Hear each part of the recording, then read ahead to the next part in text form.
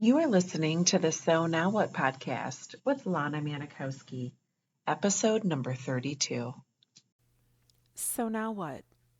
These three words raced through my mind time and time again during my journey through fertility treatments. I tried desperately to have a child, but never was able. I yearned for a community to join that could understand my struggles. I couldn't find one, so I created one with the So Now What podcast. I love that you found us. Hello, my beautiful people. How is everyone this beautiful spring day?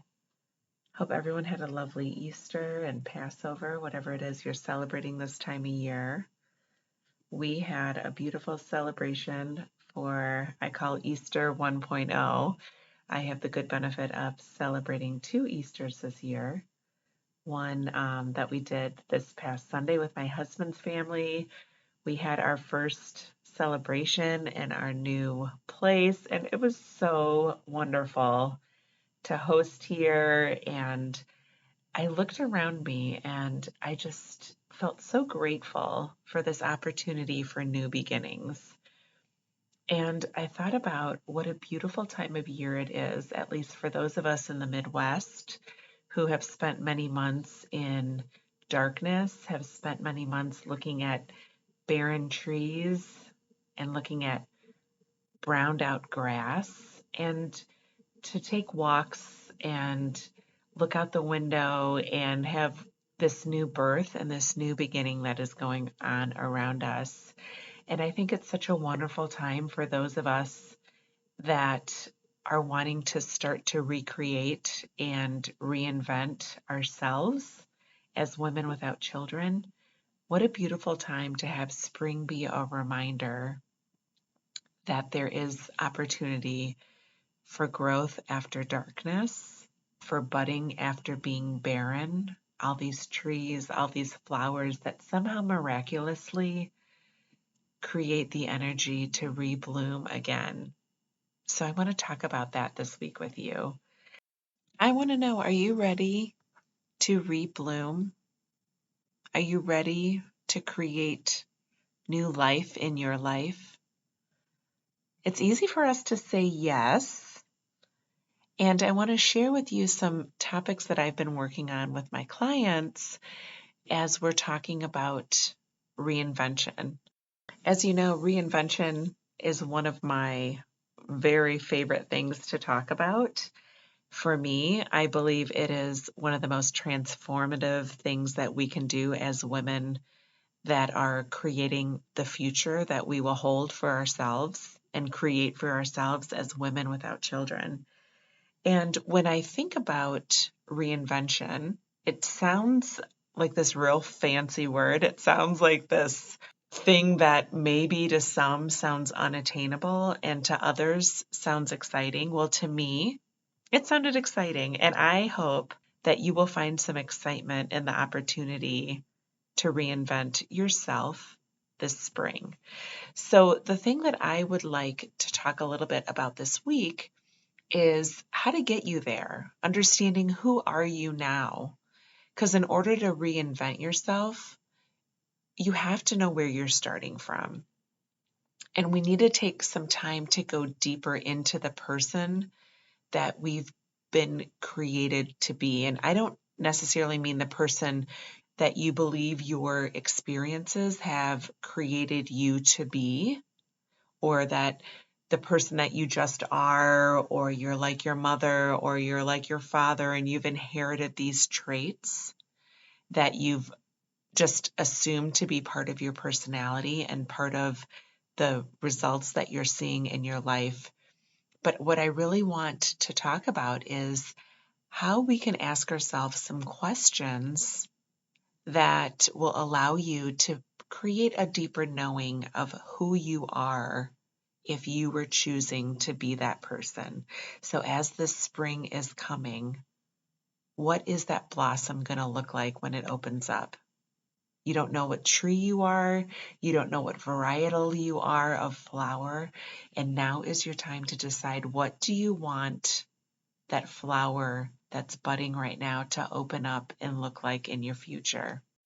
So I want to first ask, do you believe that you're somebody that could reinvent yourself? Reinventing ourselves does not mean that we are broken individuals. It does not mean that we have this past that we're ashamed of or that we're trying to cover something up by becoming someone different than we who believe we are today.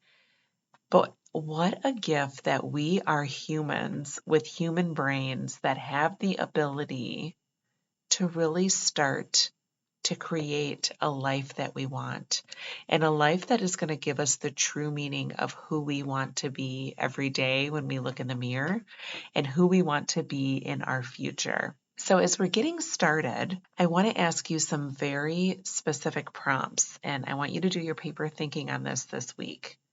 And don't just give like your first coined answer to these questions, but I'm going to start asking you from a deeper knowing of who you are. Tell me, are you a person who only does things that you know you're good at? Are you a person who shies away from confrontation? Are you a person who gets offended by things that people say to you or ask of you? Next one. What have you always been good at? What do you feel most alive doing? What do you think that other people, when they perceive you, what would you say you believe you're good at? What have you struggled with? What's something that no matter how many times you've tried it or different ways you've tried doing it, what do you struggle with? Do you struggle with connecting with women that have kids? Do you struggle with following through with things you promise yourself you'll do? Do you struggle with having routines or creating a schedule for yourself? If you were to say, I am, are you somebody who's infertile? Are you a wife? Are you a good worker? Are you confused? If I were to ask you what you're not, do you know what you're not? Do you know that you are not somebody who likes to stand up in front of a crowd and address them? Are you somebody who is not good at keeping commitments? Are you somebody who is not comfortable around people that you don't know? So let's get really granular about those first couple questions here and really get to know, who are you now? You know, I'm going to tell you this, so I'm going to say it anyway. Do not judge your answers. In order to reinvent ourselves and get to know ourselves and create this life that we truly are going to love, we just have to get really comfortable with where we are with our baseline. Because if we're not comfortable with our baseline and understanding who we are without judging what we've done, what we've been through, what we think, what we believe, who we love, what interests us, if we're not comfortable with just addressing that in a very boring, vanilla, mediocre way, then we'll never be able to get to a point where we can actually look at ourselves in the mirror and create this life that we truly love. So imagine you have this opportunity this spring to be any flower, any leaf, any tree, any growing thing you possibly can be. But before you do that, you're going to have to get very clear on who you are now and who you want to blossom into being. So this week's exercise, I really hope that you take some time to sit with these questions and really think them through. And then we're going to talk about the decisions that you've made up until today. So what are the decisions that are the 5 most defining decisions that you've made that have impacted your life most? Think about some of those decisions. Was it possibly to seek treatment for your infertility? Was it to interview for a job? To get married? To form a friendship with someone? To go for a promotion? What are some of the decisions that you have found to be most monumental in your life? So this is just the beginning of a big new pilot that I'm putting together where we are going to be digging deep on what it is like to have a belief reinvention. And this experience is going to be monumental. I hope that you will join me on this experience. I mentioned this before. There's going to be an application process to join the belief reinvention experience. And it is truly going to be some of the greatest work that I am putting together.